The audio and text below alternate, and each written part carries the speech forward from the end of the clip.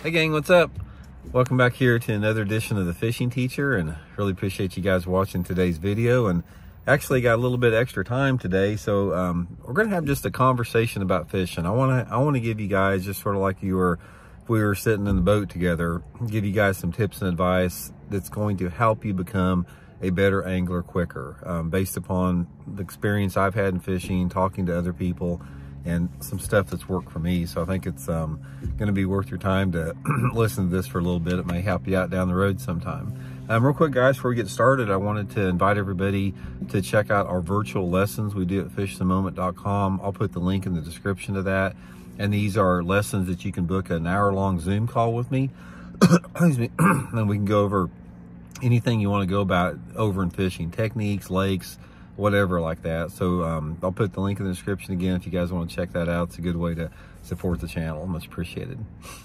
Okay guys, here is some advice I'm going to give you all if you know, you're wanting to get better, if you're starting out fishing, or even if you fished a little bit longer. It's going to be some stuff that's going to help you out as far as your learning curve goes. Now, the learning curve in fishing has changed rapidly over the past 10 years with the advent of social media and YouTube and all that type of stuff. The access to information is so much easier than it was. I mean, guys, back when I started out back in the 70s, the only way that you could learn about fishing is you had to read a magazine about fishing.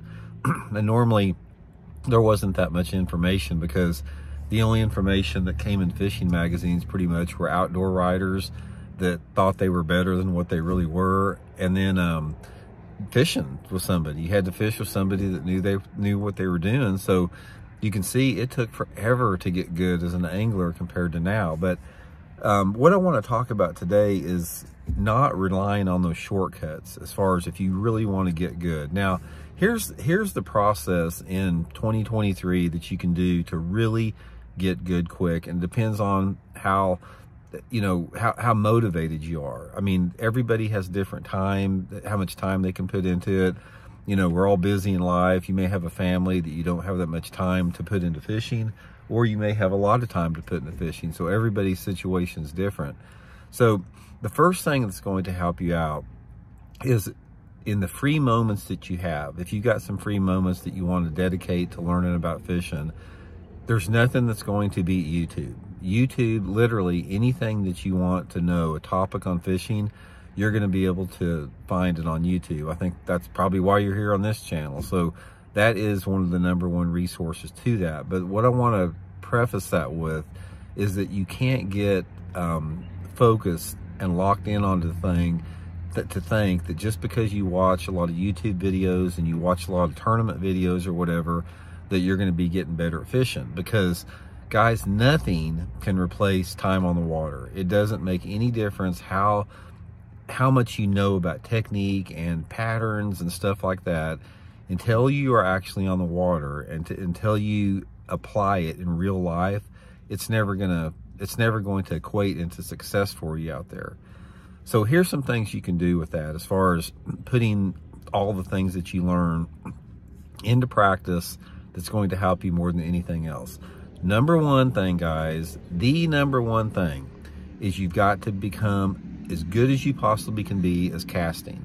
If you become a expert level caster, it is going to increase your catch rate so much, unless you just are nothing but a live scoper and you're thrown out in open water all the time. But if you're casting around targets, like, you know, typical bass fishing around stumps, laydowns, docks, that type of stuff, you know, having to put your bait close to the bank, you can never underestimate how important casting accuracy is. Because here's the thing, guys, it's like when let's say, for example, you're working down a bank and you see a laydown tree in the water up in front of you.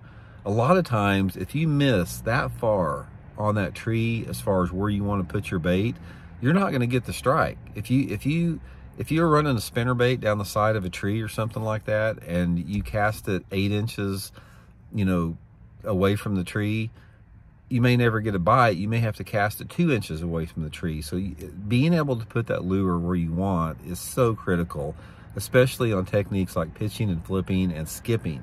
So work on that. You can do that at home. You can do that in your part-time. any of that stuff you can do out there.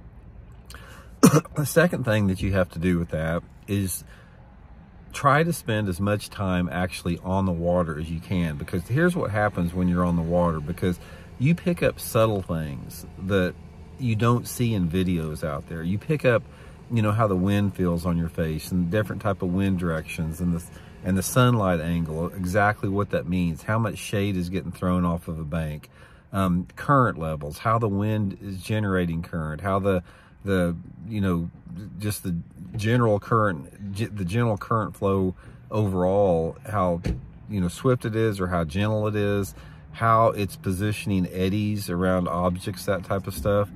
There's so much information to assimilate that you have to be there and see that firsthand. Now, let me give you a prime example. If you're fishing, say, on the upper end of a lake, and we'll go back to the current situation. Say you got a nice little gentle current coming down the water. Now, and say there's a stump along the bank in that current out there. Now, when you look at that stump, there's going to be several different complexities with that. You're going to see the current swirling around the backside of the stump a little bit based upon how, you know, swift the current is. You may see shade or sunlight on certain sides of the stump. You may notice different levels of the angle of the bank that the stump's sitting on. Say, for example, you know, your boat may be in 10 foot of water as you're casting that stump, or it may be in 2 foot of water. And there may be overhanging trees or whatever. And there may be some water clarity changes based upon how the boat traffic is throwing up waves on the bank and then sloshing off mud off the bank. So there may be differing degrees of water clarity along this bank. Somebody can tell you in a YouTube video, okay, you need to fish the down current side of this stump in the current, and you need to fish the shady side, blah, blah, blah. But until you see it firsthand and actually make that presentation into that stump, you're not going to fully understand what that means. Because just because somebody tells you the way a fish should be positioned on a piece of cover, it doesn't necessarily make that true. Because let's go back to our stump analogy again in the current. Let's say this is one of those stumps that have a bunch of big roots on it out there. And let's say the current is fairly gentle, and instead of pitching up to the shady side, the down current side of that stump, like somebody would tell you on YouTube, this stump may have roots that go out 5 or 6 feet away from the stump itself. And there may be like a rock that is underwater somewhere that's breaking the current in front of the stump. And you pitch out there and you work that bait of yours 5 or 6 feet away from the stump and catch a fish. That is what I'm talking about, that you can't learn on YouTube, or you can't learn, you know, reading about fishing. There's always situational variables out there that are different from what you've seen. And then another thing about that is, by spending more time on the water, you get to see in firsthand, real-time action how bass react and change and move based upon different light level intensities, the angle the sun is at the sky, the wind directions and wind speeds, the water clarity changes that occur subtly, because sometimes you may pull back in a creek arm of a lake and the mouth of the creek is clear, and you may get to the back end of it and it's dirty, and then there may be some type of a gradual change as you get to that creek. There's so many different things that are going on out there, and being out there on the water is going to be the only way to tell it. Okay, now the next thing, guys, is you have to surround yourself and you have to talk to as many other good anglers as you can, because one of the things about fishing is you will never become the best angler that you can on your own. You simply don't have the time to do that.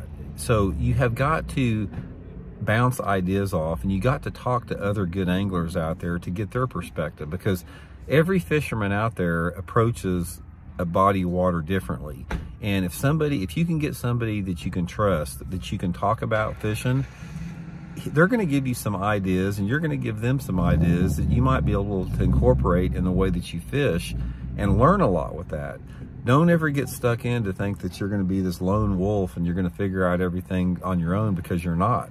I mean, I would say in my own fishing, probably 50% of what I know in fishing is what I have discovered and figured out on my own, and 50% has come from what other anglers have shared with me that I've incorporated. That's the same with everybody out there. So guys, try to talk to as many other good anglers as you possibly can. That's gonna make a big difference with that. And the main thing, guys, is you have to keep it fun. If you don't keep fishing fun, and if you don't, you know, if you take it too seriously and you don't keep the enjoyment and the reason you're out there, you're not going to stay motivated to get better out there. You know, fishing should be enjoyable. It should be fun. You should not ever see it as a chore out there. If it ever gets to that point, just take a break from it, step back and come back to it. But that's another thing that's been real helpful out there. But anyway, guys, that's just a few thoughts on there. That's just a few things off the top of my head that's going to help you guys become better anglers. And hope you can use it, and we'll talk later.